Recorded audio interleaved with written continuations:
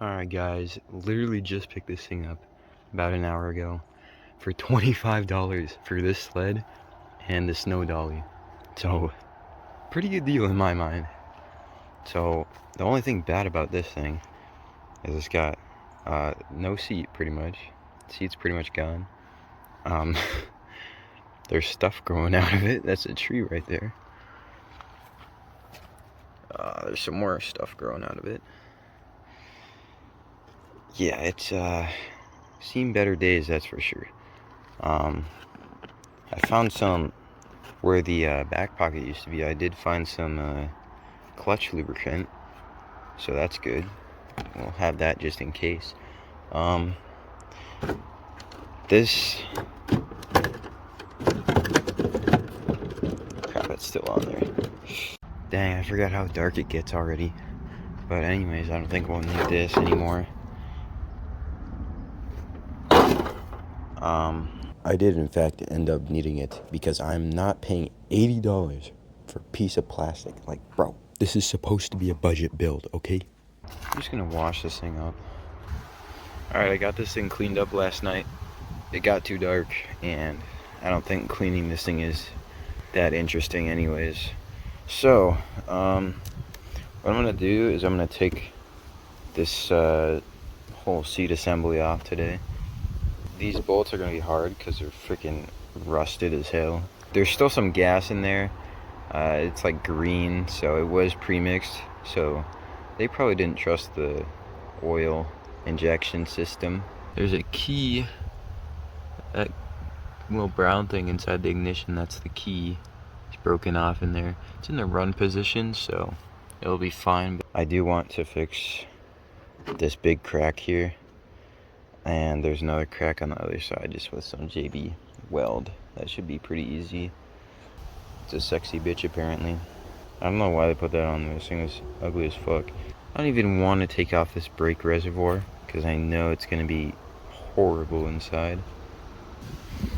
I got the back bolts out, and one of them came out and then the other one just snapped in half. So that's great.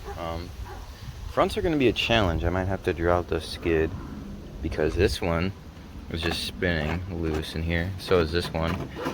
I haven't tried wrenching on this one, but I'm pretty sure it's just going to do the same thing. This looks familiar. Man, I don't want to do brakes again. You gotta be kidding me. Alright, we got the skid jacked up, of course professionally, as you can see. Alright, well it might be cooked, not gonna lie. This bolt and that bolt on that side are just spinning. And I can't fit anything in this gap here to get it out. So, I am stupid because both the sides are connected with like a little spindle thing.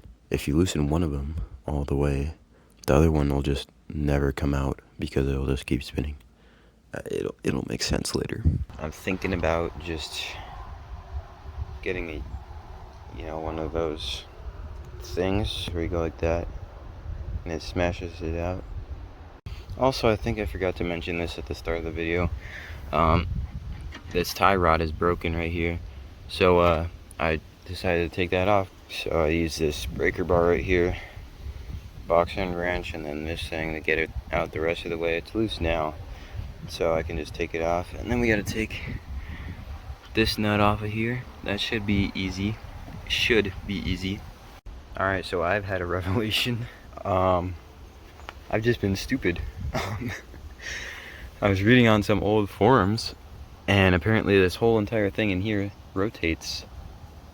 So I just stuck the bolt on the other side. I had my dad come out and help me. He held this side, and then I loosened the other side, and it just came out. So that's great. I don't even need to take this one off. I'm just gonna try and put that bolt back in right now. And we can reach up in there. Those 3 spots, that's where those bolts are. They're carriage bolts, which means they have a little square at the end, like right above this head here, and it makes it so that it doesn't spin. However, these ones, the aluminum corroded, and it just completely tore up the aluminum, which caused these to be able to rotate. Alright, I can't get those carriage bolts out, so time for the Sawzall. Oh my gosh. Took all afternoon. If you want to see my rusted bolt collection, here we are. This is the only one that didn't break when I took it off. And then we've got this stuff. And then we've got this one tie rod end that I took out because it was broken. And then over here, we've got our in-tank fuel pickup filter that no longer exists. This is what happens when you leave gas in your gas tank for like 20 years. So yeah. Alright, I picked up this rust dissolver stuff from Walmart because this whole tunnel is pitted. And as you can see right there, there's some pretty big pitting. I already put it on. Yeah, like right here. Look at that. Okay. Give me a second here.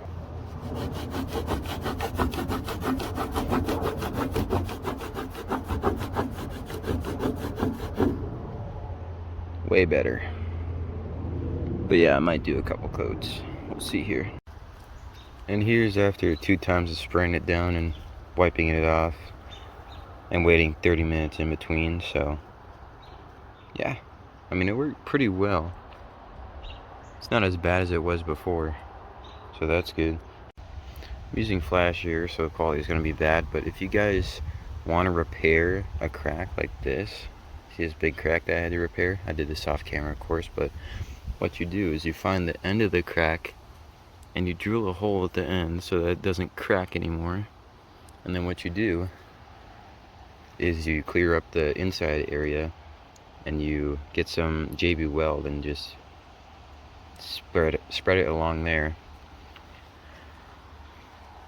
And if you don't have a big crack, then it should be easy like this. There's a pretty big crack, so luckily there's like some material here that just held it in place as I was doing this, so that's nice.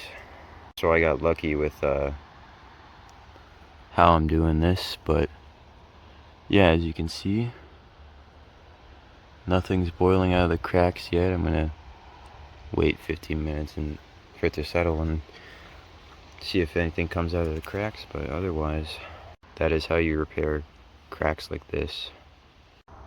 Alright, and here's that gas tank hold down, finished product. Did hit it with some sandpaper after I sprayed it with that rust remover, and it looks pretty decent compared to what it was. Right now I'm laying down some electrical tape to like protect what's left of the tunnel from getting, you know, scraped up and stuff. Alright, so now I've got a plan for the windshield. As you can see, I kind of marked out a line. It's kind of hard to see on camera actually, but I marked out a line with just an X-Acto knife.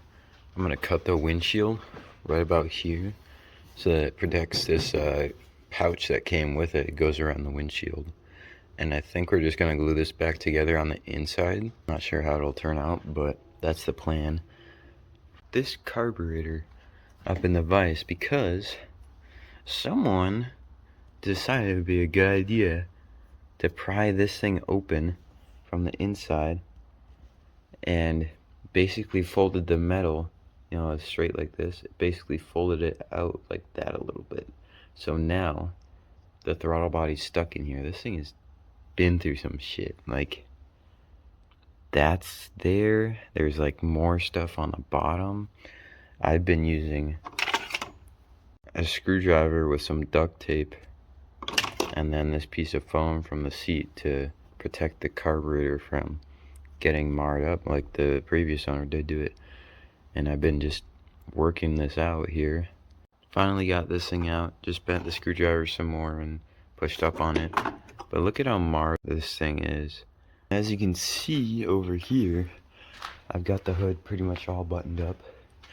Just need to reattach this screw down here to there so that the whole hood spring works and stuff.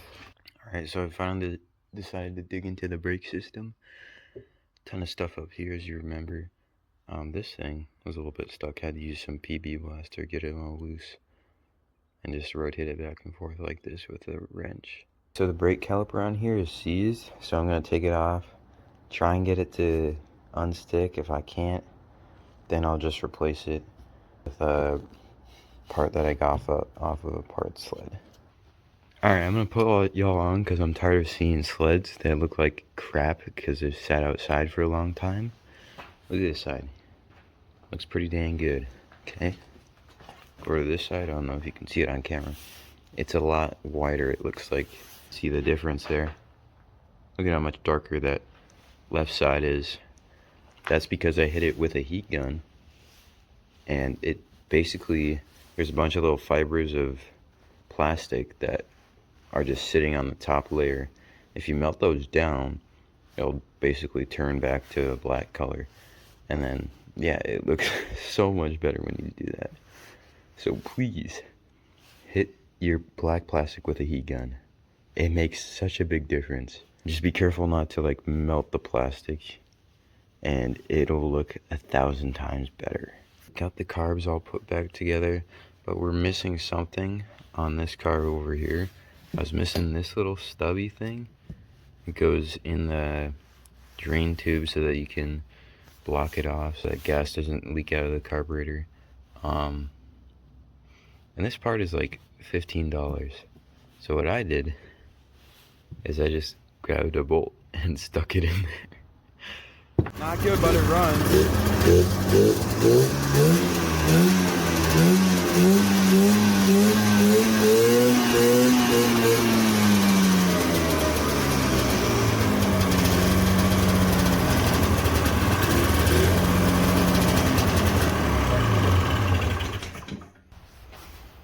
Got a hole in the exhaust right there. Alright guys, so the clutch is now stuck engaged. So the track is able to spin. And when I fired it up, and you know, the track went spinny spin, this didn't go spin. If you might be able to see, there's a bunch of metal shavings all over the place.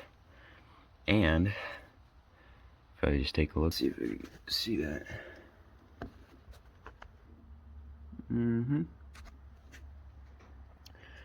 Cooked bearing.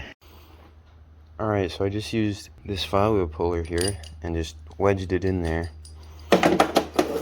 Got this thing out finally. This thing in the middle is supposed to spin freely. Like, I should be able to just do this with one finger and have it rotate. And it's not rotating at all. Another bogey wheel on another sled that I have actually broke, so yeah. I think I might have the bearing for that. This thing is so cooked. Look at that, it idles with the choke on, but I think the jets are clogged, so yeah. But it idles. I just set the throttle bodies really high up and now it idles pretty good. The track, yeah, the clutch is kind of still kicking in a little bit, but not sure what it's doing, but it's working. Alright, if you guys have stuck jets like I did in these Mikuni 34mm carburetors, what you can do is grab an FX1 and an FX2 extractor bit, and basically what this does is it rotates this way and it will unscrew like whatever stuck. Like you see this, it drilled into it and it basically loosens it, and now I can't get it off, but it got it out. So yeah, just use the FX1 first. If that drills the whole thing out and you can't get it out, go to the FX2. I think that's as big as it can get, and might try FX3, but just be careful and not drill it all the way out. Using these extractor bolts saved me from buying new carburetors, so that's great. So it's been a few months. It just hasn't snowed at all. I got this snowmobile running good. It's underneath this tarp right now because I wanted to get it out of the barn and have room for snow blowers and stuff like that. It's just been sitting here for about a month. Finally starting to get snow. But yeah, when I did take it out, it did run pretty good. I ripped it around the yard a little bit. So yeah, hopefully it snows like 3 feet. Finally got some snow. It's about 2 inches. Almost 3. But yeah, that's enough for me to go out and rip this thing, I think. Alright, I got this thing out, turned it around. Got the taillight mounted with a zip tie. Yeah, I got my GoPro, aka my old phone, attached to my helmet. We're gonna see how that goes. I don't know how that's gonna work, but hopefully it works well. Alright.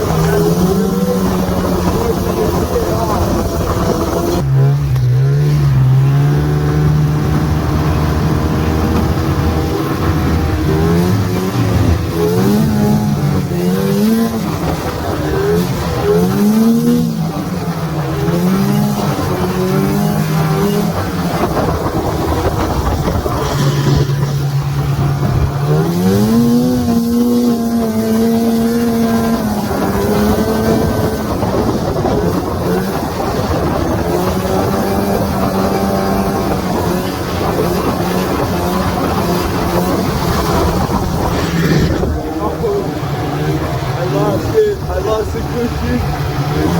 Dude, I'm so glad I put this grip tape on. Holy moly. I would not be on this thing if I didn't have this grip tape. There we go.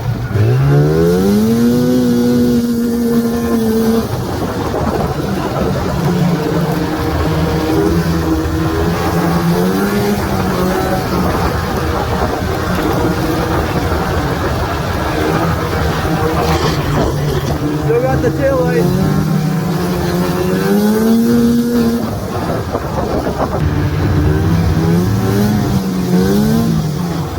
Dude, this thing does not steer that well.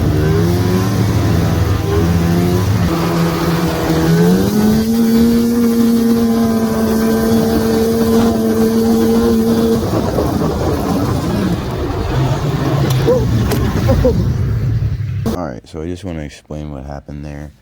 As you can see, I'm just cruising along right here. I'm minding my own business. And then right about here, my foot slips off right after this. So I don't have any control over the sled, so I turn it to the right because there's people coming at me on the other side of the trail. So I turn it to the right, and that causes me to fall off and make sure it got off the trail and to the right. I'm good. Luckily it stopped before it hit any trees, so there wasn't any damage to the sled.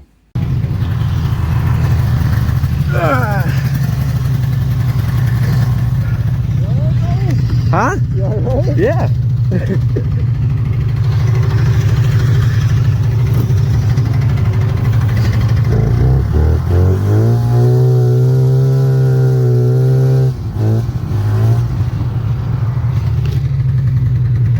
This thing does not steer very well. Really? No. Need better wear rods on that. I think I fouled the plug. Oh, really? That's what it sounds like.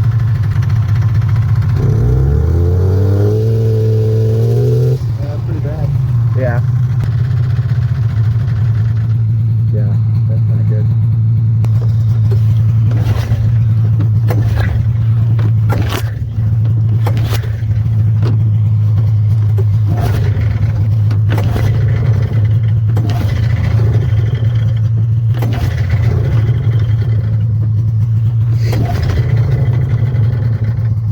You get a pull on it and you can do your magic on the finger. Yeah.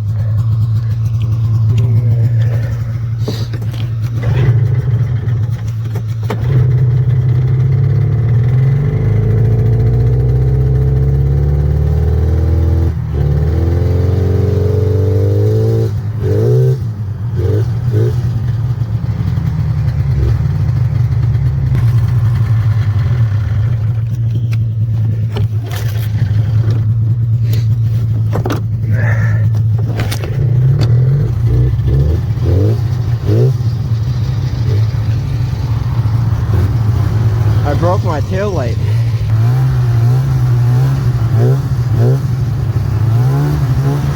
That's running fine, huh? It's fine now.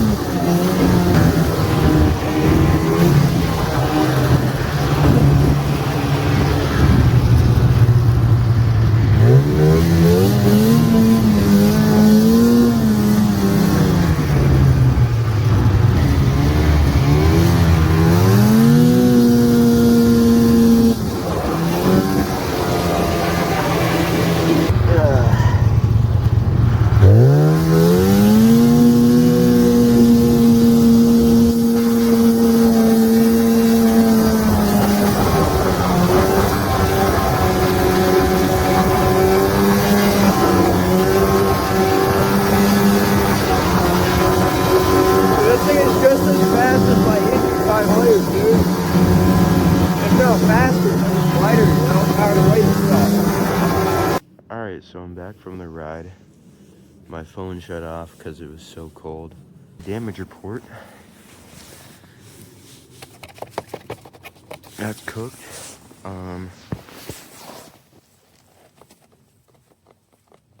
That's wiggly. Should tighten it. This side, this bearing froze up. That's not supposed to do that, by the way. Yeah. Clutch worked pretty good, considering it was full of pitting and rust and stuff. Yeah, the chain case is leaking a bit of oil. Not sure if I'll be able to ride this thing again this year, but the plan is to get a seat for it, because that really sucked today without a seat. That's gonna be it for this thing right now.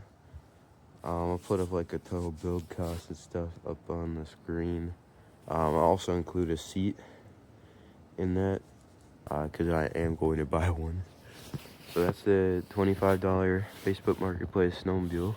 Might sell this thing. I don't know what I'm gonna do with it quite yet. Comment down below what I should do, if I should just sell it, or do I keep it and, I don't know, do something with it in the summer.